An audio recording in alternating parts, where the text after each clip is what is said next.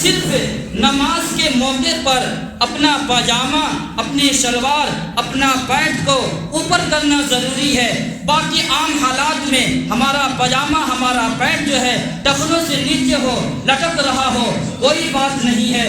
لیکن یہ بات یاد رکھیے گا، ہم نے اس گناہ کو ہلکا سمجھ لیا ہے۔ حدیث کے اندر اتنی شدید وعیدیں آئی ہے، سرور دو عالم صلی اللہ علیہ وسلم نے ارشاد فرمایا ہے، ایسا انسان جس کا پینٹ، جس کا پاجامہ، شلوار، لنگی ٹخنوں سے نیچے ہو، جو ٹخنا کو چھپا کر کے چلتا ہے، اترا کر کے چلتا ہے، مستی مار کر کے چلتا ہے، اور یہ سمجھتا ہے کہ ہم نوجوان ہیں، ہماری جوانی ہے اور ہم پیسے والے ہیں، ہم دولت والے ہیں، ہم امیر کے بیٹے ہیں، ہم غریب کے بیٹے ہیں، ہم بڑا رئیس کے بیٹے ہیں، ہم بڑا چودھری کے بیٹے ہیں، کوئی پاجامہ اور گھسٹ رہا ہے، کوئی بات نہیں ہے۔ لیکن یہ عمل ایسا عمل ہے، شب برات کے موقع پر شب قدر بھی ہو تب بھی ایسے لوگوں کی مغفرت نہیں ہوتی ہے۔ کہاں ہے ہم آرام؟ اگر ہم ابھی کھڑا کر دیں گے شاید کہ کسی کا پاجامہ ٹخنے سے اوپر ہوگا۔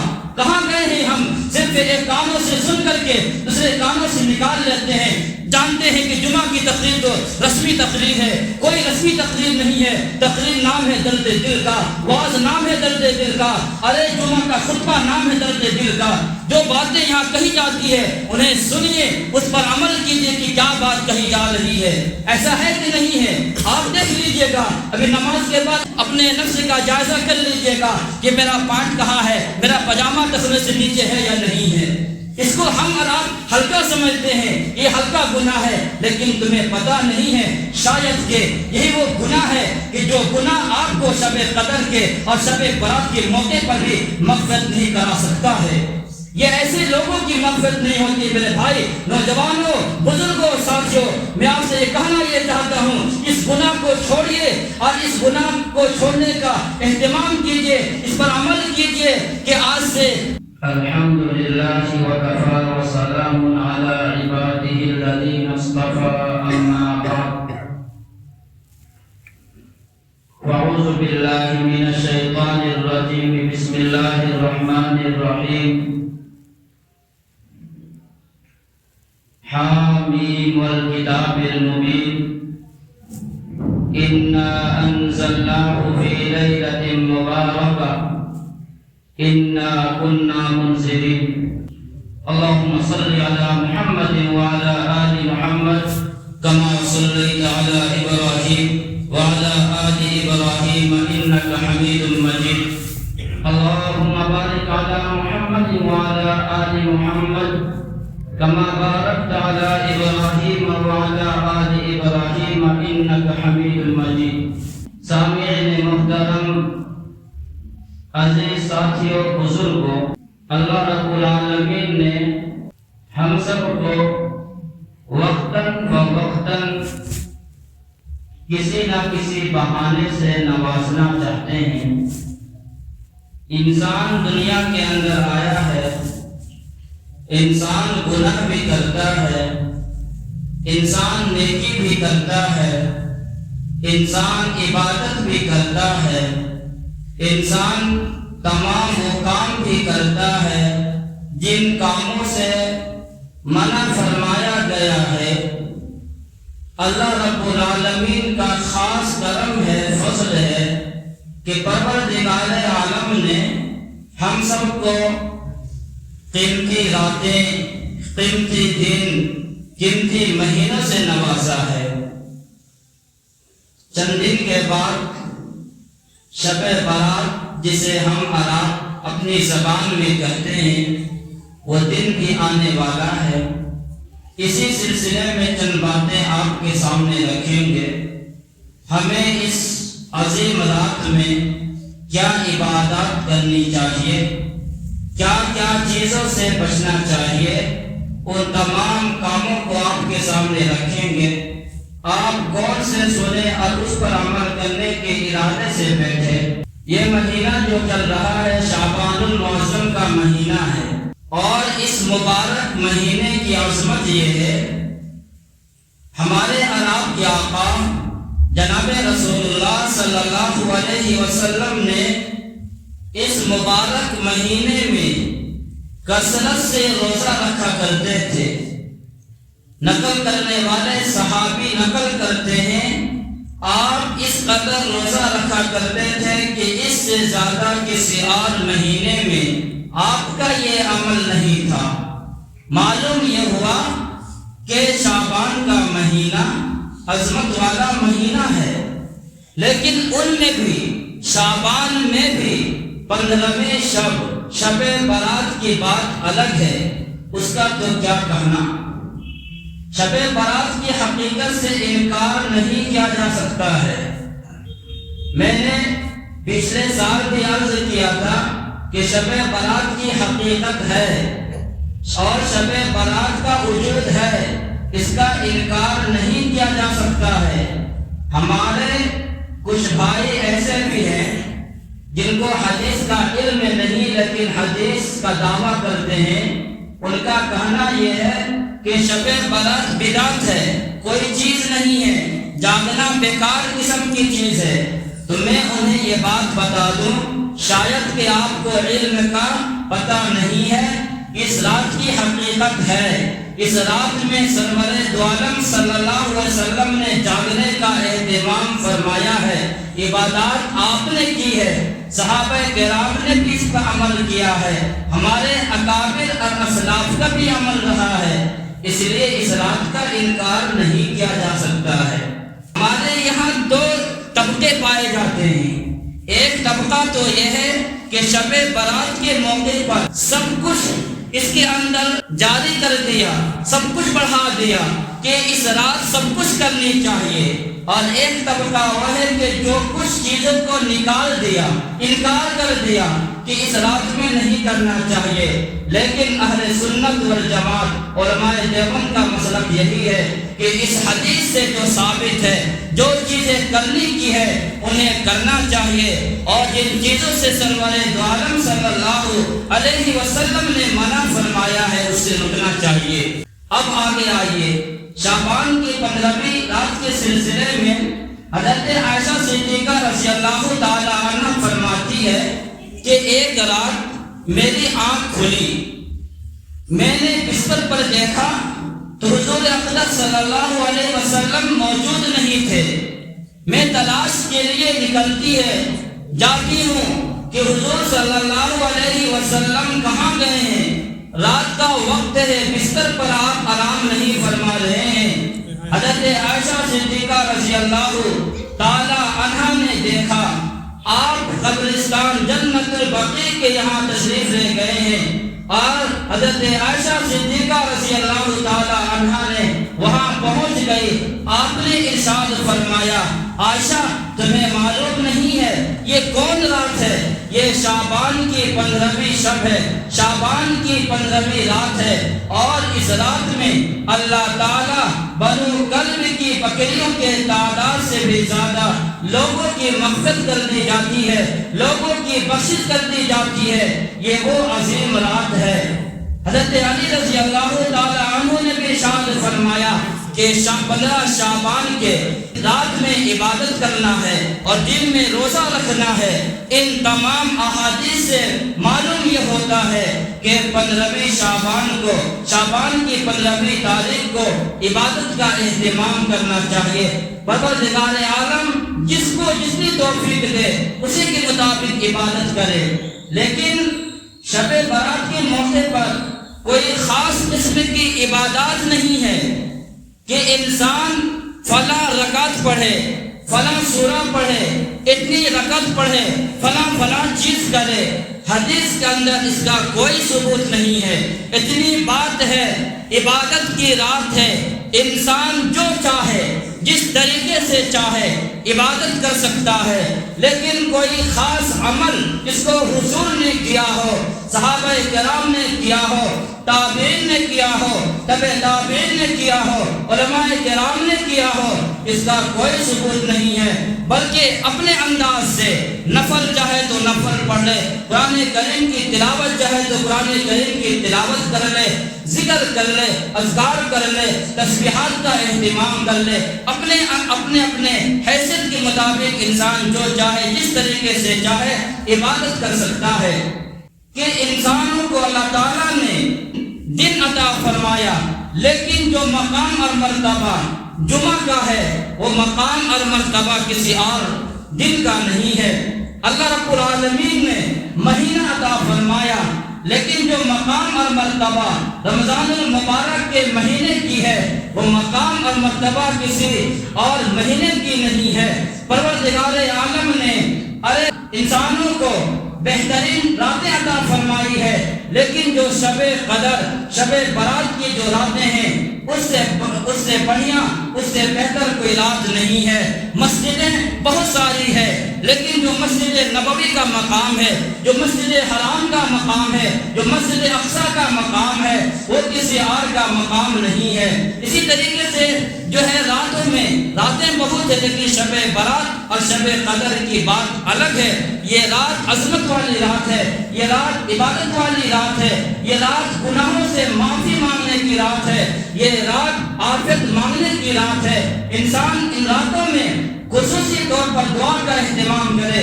اس رات میں انسان پروردگار عالم سے اپنے گناہوں پر توبہ کرے، استغفار کرے، یہ وہ عظیم رات ہے۔ لیکن یہیں پر سرور عالم صلی اللہ علیہ وسلم نے یہ بھی ارشاد فرمایا، اتنی عظیم رات ہونے کے باوجود بھی کچھ لوگ ایسے ہیں، کچھ آدمی ایسے ہیں جنہیں اس عظیم رات میں بھی مغفرت نہیں ہوتی ہے، اس عظیم رات میں بھی ان کی بخشش نہیں ہوتی ہے، انہیں کچھ بھی حاصل نہیں ہوتا ہے۔ چند لوگوں کو سرور عالم صلی اللہ علیہ وسلم نے گنوایا ہے، ان میں سے ایک آدمی وہ ہے جن کی اس عظیم رات میں بھی مغفرت نہیں ہوتی ہے، وہ مشرک ہے۔ مشرک کی اس رات میں بھی مغفرت نہیں ہوتی ہے۔ مشرک کہتے ہیں جو اللہ تعالیٰ کی ذات اور صفات کے ساتھ کسی کو شریک ٹھہرائے، اس انسان کی مغفرت اس عظیم رات میں بھی نہیں ہوتی ہے۔ قرآن کریم نے اس کو بیان فرمایا، ان اللہ لا یغفر ان یشرک بہ ویغفر ما دون ذلک لمن یشاء، کہ پروردگار عالم شرک کے علاوہ جتنے گناہ انسان کر سکتا ہے کرتا ہے، سب کو معاف فرما دیتے ہیں، لیکن جب باری آتی ہے شرک کی تو پروردگار عالم شرک کی کبھی بھی بخشش نہیں فرماتے ہیں۔ انسان شرک کیا ہے؟ شرک یہ بھی ہے انسان مزاروں میں جا کر کے چادر چڑھائے، یہ بھی شرک ہے۔ شرک یہ بھی ہے انسان جو ہے پروردگار عالم کو چھوڑ کر کے بابا سے جا کر کے فریاد کرے، اولاد مانگے، شادی کے بارے میں جائے اور جا کر کے اسے التجا کرے، یہ بھی شرک ہے، یہ بھی مشرک ہے۔ یہ ساری چیزیں کہاں ہیں ہمارے معاشرے کے اندر؟ ہم صرف یہ سمجھتے ہیں اللہ کی ذات اور صفات کے ساتھ کسی کو شریک ٹھہرائے ہیں، یہ شرک ہے۔ یہ ساری چیزیں بھی شرک کے اندر داخل ہے۔ تو مشرک کی اس رات میں مغفرت نہیں ہوتی ہے۔ کتنے ہیں وہ انسان کہ جن کی زندگی شرک پر گزر رہی ہے لیکن پھر بھی توبہ کی توفیق نہیں ہو رہی ہے۔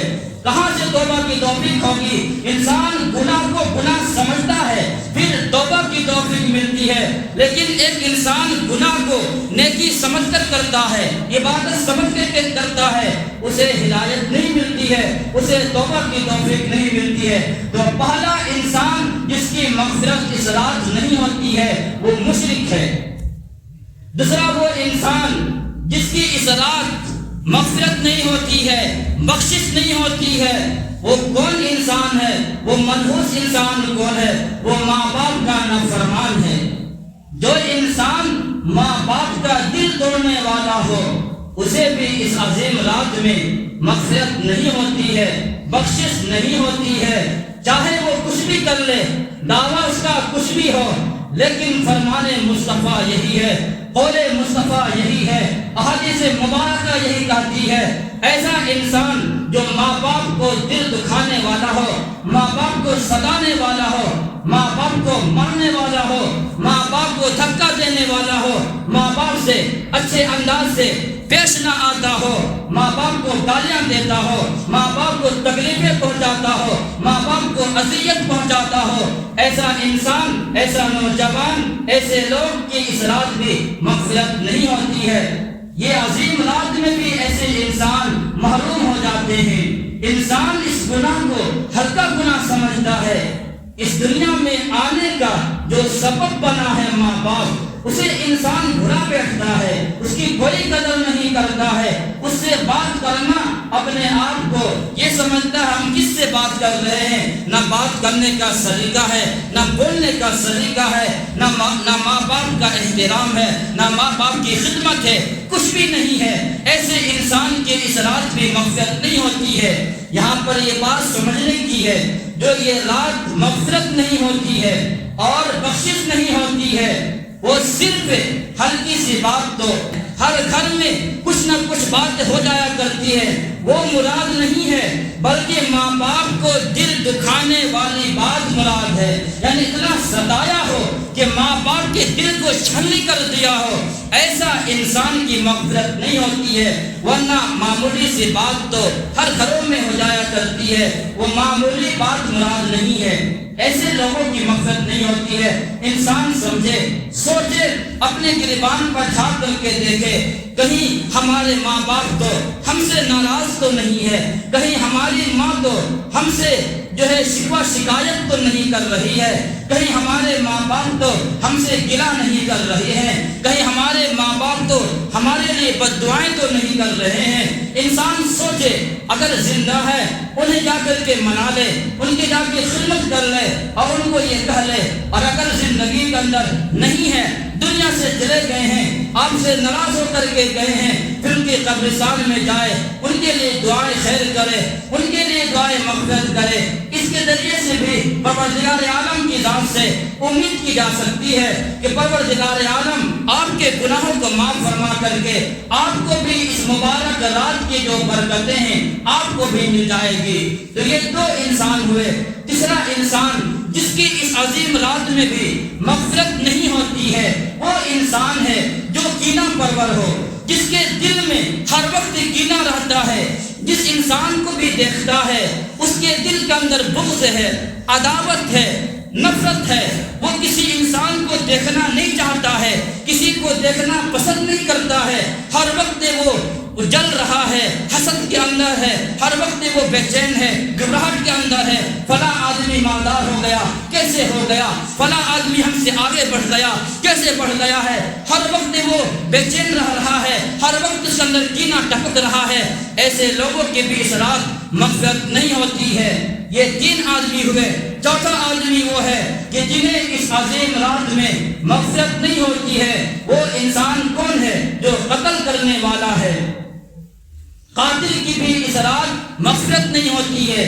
جس نے بلا کسی قصور کے کسی انسان کو مار دیا، قتل کر دیا۔ آج معاشرے کے اندر قتل و قتال کا بازار گرم ہے، بات بات پر انسان ایک دوسرے کو قتل کر دیتا ہے۔ نہ وہ اپنے بھائی کو دیکھتا ہے، نہ سامنے اپنے باپ کو دیکھتا ہے، نہ سامنے اپنے چچا کو دیکھتا ہے، نہ اپنے سامنے بھتیجے کو دیکھتا ہے، رشتہ دار کو دیکھتا ہے، نہ پاس پڑوس کا خیال کرتا ہے۔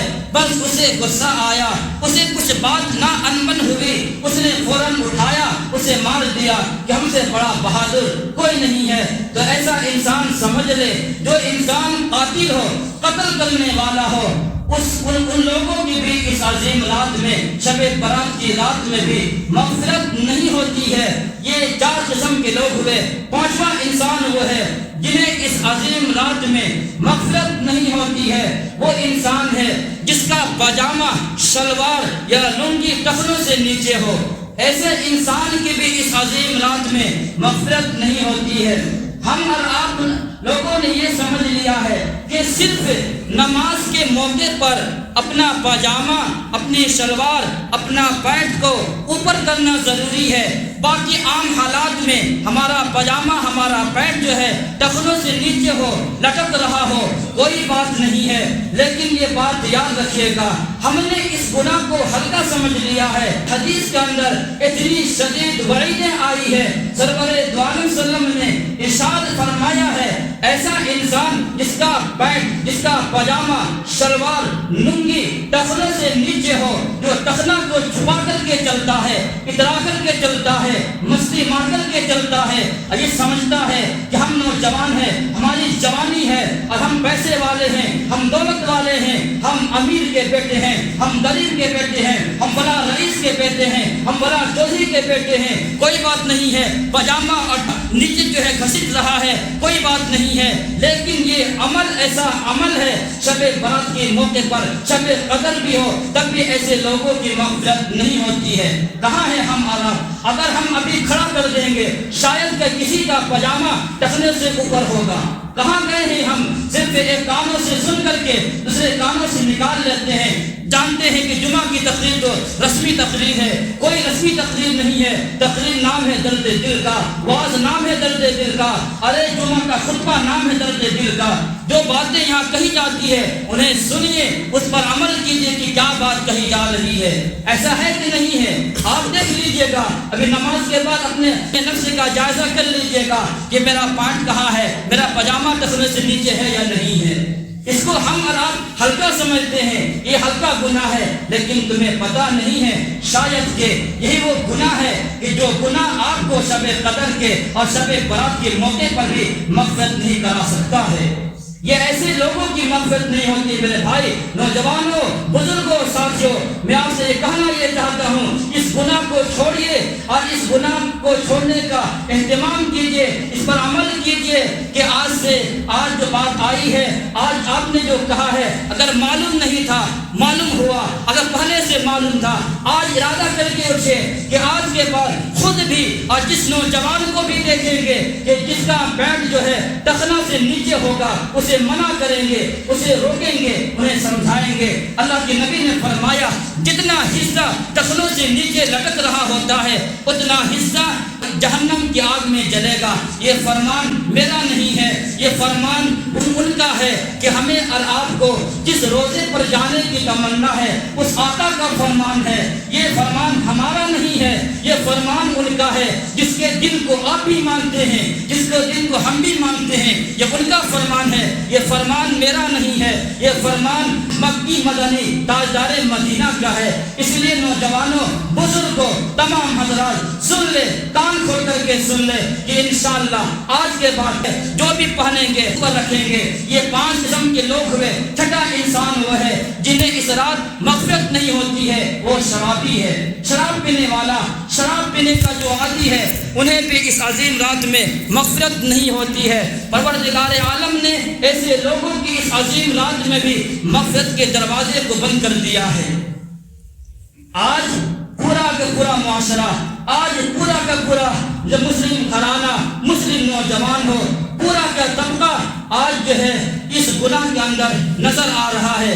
جن سے درد شکایت کی جائے، کنہیں کہا جائے، یہ پیغام کن کو دیا جائے، یہ درد سے کن سے کہا جائے، یہ درد کن سے بیان کیا جائے، کون سا گاؤں ایسا ہوگا، کون سا معاشرہ ایسا ہوگا، کون ایسے ہوں گے کہ جن کے گھر میں یہ شراب کا دور نہ چلتا ہو، گانجا نہ پیتا ہو اور وہ تمام خرافات نہ کرتے ہوں جو نشہ کا ذریعہ بنتا ہے۔ آج پورا نوجوان اس گناہ کے اندر، پورا کا پورا معاشرہ نظر آ رہا ہے۔ شاید کہ انہیں یہ پتہ نہیں ہے، یہ وہ گناہ ہے جو تمہیں اس عظیم رات میں مغفرت سے بھی نہیں بچا سکتا ہے، مغفرت نہیں ہو سکتے ہیں۔ پھر شب برات کا شب قدر بھی آ جائے، رمضان المبارک کا برکت مہینہ بھی آ جائے، تم جو ہے کعبہ کے دروازے کو پکڑ لو، نبی اکرم صلی اللہ علیہ وسلم کے روزے پر بھی جا کر کے کھڑے ہو جاؤ، سلام پیش کر دو کہ اے کاش کے میری مغفرت ہو جائے۔ مغفرت نہیں ہو سکتی ہے، اتنا بڑا گناہ ہے شراب پینے والا۔ ایک انسان ہے کبھی شراب پی لیا، اس نے توبہ کر لی، استغفار کر لیا، تو اسے اس رات مغفرت ہو جائے گی، بخشش ہو جائے گی۔ لیکن جن کی زندگی تو صبح سے شام تک، شام سے صبح تک پوری زندگی انہی چیزوں میں گزری ہے، وہ منہ دکھائیں گے، کہاں وہ جائیں گے، کہاں انہیں پناہ ملے گی، کہاں وہ جائیں گے، جب نہ انہیں یہاں مغفرت ہو سکتی ہے۔ لیکن یہ کب تک ہے؟ جب تک اس گناہ کے اندر مبتلا ہے۔ اگر اس گناہ کو چھوڑ دے اور توبہ کر لے، استغفار کر لے، تو پھر ان لوگوں کی بھی مغفرت ہو جائے گی، بخشش ہو جائے گی۔ تو یہ ایسے انسانوں کو سوچ لے، ہم میں سے ہر آدمی سوچ لے کہ ہمارا کون انسان ایسے ہیں۔ اگر اس گناہ کے اندر کوئی انسان مبتلا ہے، آج سے توبہ کر لے اور یہ کوشش کر لے، ارادہ کر لے کہ آج کے بعد صرف شراب کی بات نہیں ہے، ہر وہ چیز جو نشہ پیدا کرتا ہے، اگر انجیکشن کے ذریعے سے نشہ پیدا ہو رہا ہے وہ بھی شراب کے درجے کے برابر گناہ ہے۔ کوئی کوئی چیز ایسی ہے جس کو کھانے سے نشہ پیدا ہوتا ہے، اگر اس چیزوں کو استعمال کر رہا ہے وہ بھی شرابی کے اندر آتا ہے، یہ صرف شرابی ہے۔ شراب کو عربی میں خمر کہتے ہیں۔ خمر کا معنی ہے انسان کے عقل کو چھپا لے۔ لڑکیاں جو دوپٹہ اوڑھتی ہے، اوڑھنی جو اوڑھتی ہے، عربی میں اس کو خمار کہتے ہیں۔ خمار کا معنی کہ جو جسم کو چھپا لے، اگر دوپٹہ کو اوڑھ لیا جائے انسان کا جسم نظر نہیں آتا ہے۔ اسی طریقے سے عربی میں شراب کو خمر کہتے ہیں۔ خمر کے معنی چھپانے کے آتے ہیں۔ جب انسان شراب پیتا ہے انسان کی عقل چھپ جاتی ہے، کیا بول رہا ہے، کہاں بول رہا ہے، اسے کچھ بھی پتہ نہیں ہوتا ہے۔ اتنی بڑی گناہ کی چیز ہے، اتنی خطرناک قسم کی یہ گناہ ہے۔ ایک بادشاہ نے ایک شخص کو کہا 3 گناہ ہے، 3 گناہ میں سے جو چاہو تم اس گناہ کو کر سکتے ہو، تم 3 گناہ میں سے کسی ایک کو اختیار کرو۔ اس نے ایک گناہ زنا کے لیے کہا، تم چاہو تو زنا کرو۔ ایک گناہ اس نے کہا تم قتل کرنا چاہو تو قتل کر سکتے ہو۔ ایک گناہ شراب پینے کے بارے میں کہا۔ بادشاہ نے 3 آپشن دیا، 3 میں سے کوئی ایک گناہ تم کر سکتے ہو، کون سا تم گناہ کرو گے؟ چاہے تم زنا کرو، چاہے تم کسی کو قتل کرو، چاہے تم شراب پی لو۔ اس انسان نے یہ سمجھا کسی کو قتل کرنا یہ بہت بڑا گناہ ہے، زنا کرنا بہت بڑا گناہ ہے۔ اس نے یہ سمجھ کر کے وہ شراب پی لی۔ وہ شراب پینے کے بعد اس نے قتل بھی کیا، زنا بھی کیا۔ کیوں؟ اس لیے کہ شراب پینے کے بعد اس کی عقل ٹھکانے میں نہیں ہے، وہ کیا کر رہا ہے اسے کچھ بھی پتا نہیں ہے۔ تو انسان جب وہ شراب پیا اس نے قتل بھی کیا، زنا بھی کیا، تینوں گناہ اس نے کیا۔ اس نے سمجھا یہ چھوٹا گناہ کر رہا ہوں، شراب پی رہا ہوں، لیکن اس نے بڑا گناہ کیا۔ اس کے بدلے میں اس تینوں گناہ اس انسان نے کر بیٹھا۔ یہ شراب ہے، یہ انسان ہے۔ آج کا مسلمان، آج کا نوجوان اس گناہ کے اندر سب سے زیادہ مبتلا نظر آتے ہیں۔ اور پھر صرف لڑکوں کی بات نہیں ہے، چھوٹے چھوٹے بچے، معصوم بچے، ان کی زندگی بھی شرابوں کے اندر گزر رہی ہے، گانجے کے اندر گزر رہی ہے۔ آپ کو بھی معلوم ہوگا، آپ بھی معاشرے کے اندر رہتے ہوں گے، کہاں گئے ہیں ہم لوگ۔ ابھی اس سے بھی آگے بات بتا دوں، ایک جگہ کا واقعہ ہے، چند دن کی بات ہے۔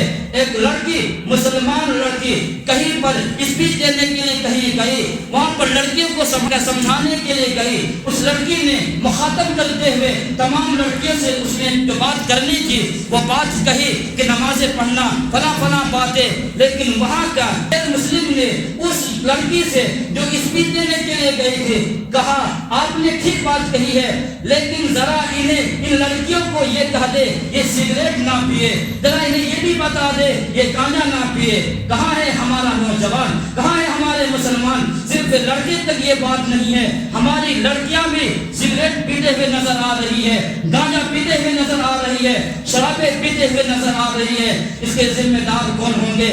آئیے پھر عہد کرتے ہیں، اب ہم اور آپ مل کر کے معاشرے کو سدھارنے کی فکر کرتے ہیں۔ اور یہ سدھارنے کی اصلاح کو کہاں سے شروع کرے؟ اپنی ذات سے کرے، اپنے گھر سے کرے۔ ہر آدمی اپنے گھر کی اصلاح کر لے گا تو مجھے امید ہے انشاءاللہ ہمارا پورا گاؤں، ہمارا پورا معاشرہ میں اندر انقلاب آ جائے گا، تبدیلی آ جائے گی۔ تو یہ 7 قسم کے لوگ وہ ہیں کہ جن کی اس عظیم رات میں مغفرت نہیں ہوتی ہے، بخشش نہیں ہوتی ہے۔ شب برات کی رات عظیم رات ہے، دعا مانگنے کی رات ہے، عبادت کی رات ہے، نوافل کی رات ہے۔ چراغاں کرتا ہے، لائٹیں لگاتا ہے، حلوہ خوری کرتا ہے، شریعت کے اندر اس کا کوئی ثبوت نہیں ہے، بلکہ اپنی طاقت کے مطابق جہاں تک بات ہے قبرستان جانے کا، میں نے کہا تھا حضور اقدس صلی اللہ علیہ وسلم نے پوری حیات طیبہ میں، پوری زندگی میں شب برات کے موقع پر آپ نے اگر انسان کوئی ایک مرتبہ چلا جائے تو وہ سنت کا پر عمل کرنے والا، اتباع سنت پر عمل کرنے والا ہو جائے گا۔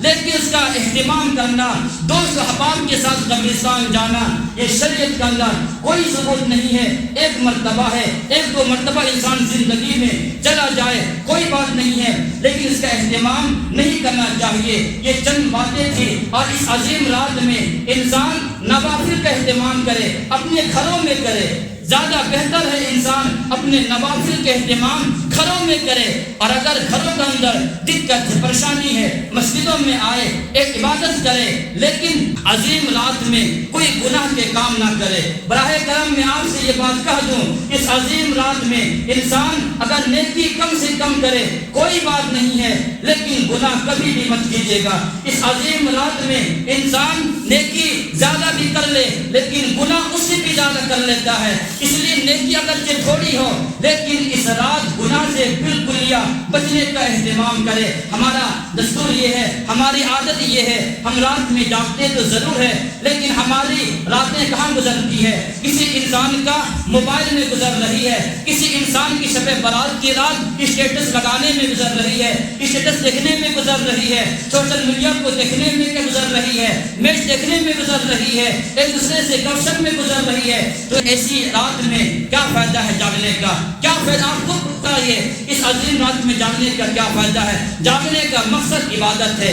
7 آدمی کی جن کی اس عظیم رات میں مغفرت نہیں ہوتی ہے، وہ 7 آدمی کون کون ہے؟ ذرا ایک مرتبہ پھر سن لیجیے۔ ایسا انسان، نمبر 1 مشرک کی اس رات مغفرت نہیں ہوتی ہے۔ نمبر 2 کینہ پرور، جس کے دل میں کینہ ہو، ایسے انسان کی بھی اس رات مغفرت نہیں ہوتی ہے۔ نمبر 3 قاتل، قتل کرنے والا۔ نمبر 4 شرابی پینے والا۔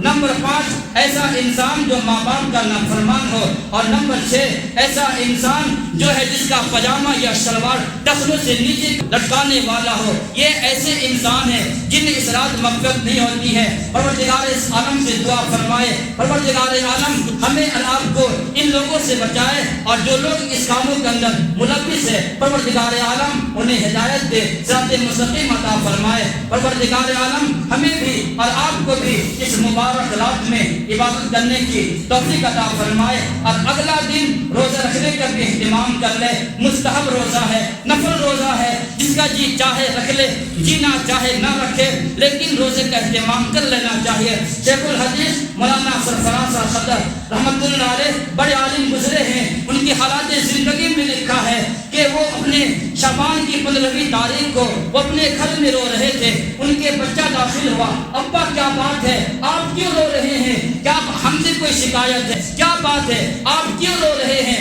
مولانا سرفراز صفدر خان صاحب رحمۃ اللہ علیہ، یہ وہ عظیم انسان ہیں جو مولانا حسین احمد مدنی رحمۃ اللہ علیہ کے شاگرد میں سے ہے۔ انہوں نے ایک بات عجیب بات کہی ہے، انہوں نے کہا میں اس لیے رو رہا ہوں، میری زندگی کے 70 سال ہو گئے ہیں، میری زندگی کے 70 سال ہو گئے ہیں، میں نے شعبان کی 15ویں شعبان کی روزہ کو کبھی نہیں چھوڑا ہے، برابر رکھا ہوں، 70 سال سے رکھا ہوں۔ آج میں نے ڈاکٹر کے پاس گیا، ڈاکٹروں نے کہا کہ تمہیں روزہ نہیں رکھنا ہے، اس لیے میں آج رو رہا ہوں۔ تو یہ کوئی ضروری نہیں ہے، لیکن انسان کوشش کرے رکھنے کی، رکھ لے۔ پروردگار عالم ہم سب کو عمل کی توفیق عطا فرمائے۔ اقول قولی ھذا واستغفر اللہ، وآخر دعوانا الحمد للہ رب العالمین۔